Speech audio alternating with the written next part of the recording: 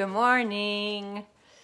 Chapter 10, Old Yeller by Fred Gibson. With hogs ranging in the woods like that, it was hard to know for certain when you'd find them all. But I kept a piece of ear from every pig I marked. I carried the pieces home in my pockets and stuck them on a sharp-pointed stick, which I kept hanging in the corn crib. When the count reached 46 and I couldn't seem to locate any new bunches of hogs, Mama and I, all the pigs the sows had raised that year. So I had left off hog hunting, started getting ready to gather corn when Bud Searcy paid us another visit. He told me about one bunch of hogs I'd missed. They're clear back in that Bat Cave country, the yonder side of Salt Branch, he said. Rosal Simpson ran into them a couple of days ago.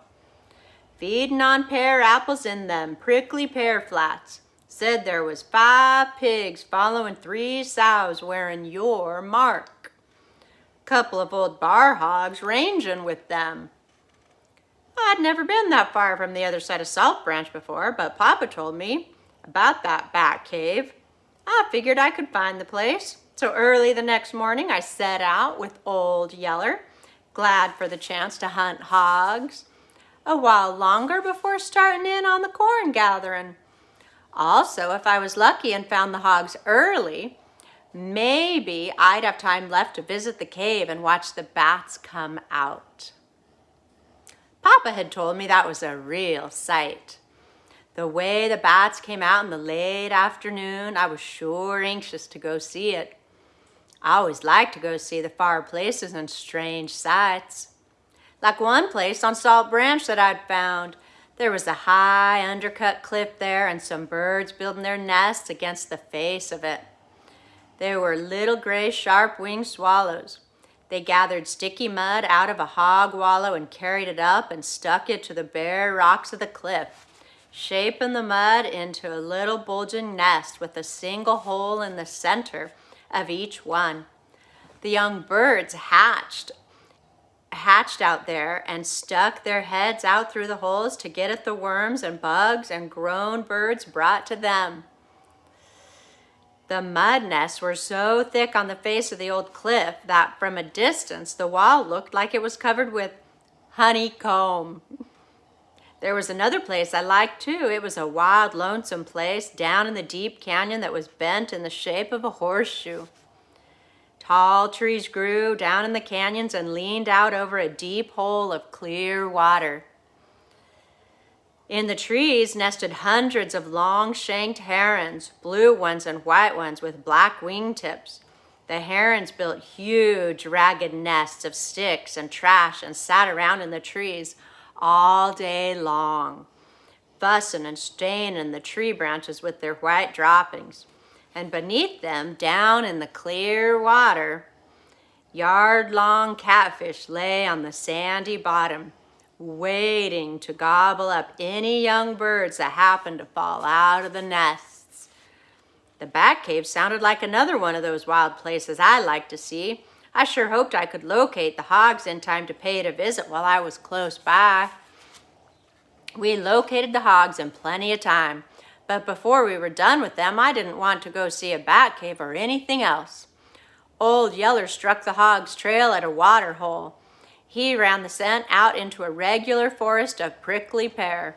Bright red apples fringed the edges of the pear paths. In places where the hogs had fed, bits of peel and black seeds and red juice stain lay on the ground. The sight made me wonder again how a hog could be tough enough to eat a prickly pear apple with their millions of little hair-like spines. I ate them myself sometimes, for pear apples are good eating. But even after I'd polished them clean by rubbing them in the sand, I generally wound up with several stickers in my mouth. But the hogs didn't seem to mind the stickers. Neither did the wild turkeys or the pack rats or the little big-eared ring-tailed cats. All of these creatures came to the pear flats where the apples started turning red. Old Yeller's yelling bay told me that he'd caught up with the hogs. I heard their rumbling roars and ran through the pear clumps toward the sound. They were the hogs that Rosal Simpson had sent word about. There were 5 pigs, 3 sows, and a couple of bar hogs, all but the pigs wearing our mark. Their faces bristled with long pear spines that they'd got stuck with reaching for the apples. Red juice stain was smeared all over their snouts. They stood backed up against a big prickly pear clump. Their anger had their bristles standing in high, fierce ridges along their backbones. They roared and popped their teeth and dared me or Old Yeller to try to catch one of those squealing pigs. I looked around for the closest tree. It stood better than a quarter mile off. It was going to be rough on Old Yeller trying to lead them to it. Having to duck and dodge around in those prickly pear, he was bound to come out bristling with more pear spines than the hogs had in their faces. But I couldn't see any other place to take him. I struck off toward the tree, hollering at Old Yeller to bring them along. A deep cut bank ran through the pear flats between me and the huge mesquite tree I was heading for, and it was down in the bottom of this draw that the hogs balked. They found a place where the flood waters had undercut one of the dirt banks to form a shallow cave. They backed up under the bank with the pigs behind them. No amount of barking and pestering by Old Yeller could get them out. Now and then, one of the old bar hogs would break ranks to make a quick cut and lunge at the dog, but when Yeller leaped away, the hog wouldn't follow up. He'd go right back to fill the gap he'd left in the half circle his mates had formed at the front of the cave. The hogs knew they found a natural spot for making a fighting stand, and they didn't aim to leave it. I went back and stood on the bank above them, looking down, wondering what to do. Then it came to me that all I needed to do was go to work. This dirt bank would serve as well as a tree. There were the hogs right under me. They couldn't get to me from down there, not without first having to go maybe 50 yards down the draw to find a place to get out. And Old Yeller wouldn't let them do that. It wouldn't be easy to reach beneath that undercut bank and rope a pig, but I believe it could be done. Took my rope from around my waist and shook out a loop. I moved to the lip of the cut bank. The pigs were too far back under me for a good throw. Maybe if I lay down on my stomach, I could reach them. I did. I reached back under and picked up the first pig, slick as a whistle. I drew him up and worked him over. I dropped him back and watched the old hog sniff his bloody wounds. Scent of his blood made them madder, and they roared louder. I lay there and waited. A second pig moved out from the back part of the cave that I couldn't quite see. He still wasn't quite far enough out. I inched forward and leaned further down to where I could see better. I could reach him with my loop now. I made my cast, and that's when it happened. The dirt bank broke beneath my weight. A wagon load of sand caved off and spilled down over the angry hogs. I went with the sand. I guess I screamed. I don't know. It happened too fast. All I can really remember is the wild, heart-stopping scare I knew as I tumbled head over heels down among those killer hogs. The crumbling sand all but buried the hogs. I guess that's what saved me right at the start. I remember bumping into the back of one old bar hog, then leaping to my feet in a smothering fog of dry dust. I jumped blindly to one side as far as I could see. I broke to run, but I was too late. A slashing tusk caught me in the calf of my right leg. A searing pain shot up into my body. I screamed. I stumbled and went down. I screamed louder then, knowing I could never get to my feet in time to escape the rush of angry hogs roaring down upon me. It was Old Yeller who saved me, just like he'd saved little Alice from the she-bear. He came in roaring with rage. He flung himself between me and the killer hogs. Fangs bared, he met them head on. Slashing and snarling, he yelled with pain as the savage tusks ripped into him. He took the awful punishment meant for me, but held his ground. He gave me that 1 in 100 chance to get free. I took it. I leapt to my feet. In wild terror, I ran along the bed of the dry wash, cut right up a sloping bank. Then I took out through the forest a prickly pear. I ran till a forked stick tripped me and I fell. It seemed like that fall, or maybe it was the long prickly pear spines that stabbed me in the hip, brought me out of my scare. I sat up, still panting for breath and with the blood hammering in my ears, but I was all right in my mind again. I yanked the spines out of my hip, then pulled up my slashed pants to look at my leg. Sight of so much blood nearly threw me into another panic. It was streaming out of the cut and clear down into my shoe. I sat and stared at it for a moment and shivered. Then I got hold of myself again. I wiped away the blood. The gash was a bad one, clear to the bone. I could tell, and plenty long. But it didn't hurt much. Not yet, that is. The main hurting would start later. I guessed, after the bleeding stopped and my leg started to get stiff. I guessed I'd better hurry and tie up the place and get home as quick as I could. Once that leg started getting stiff, I might not make it.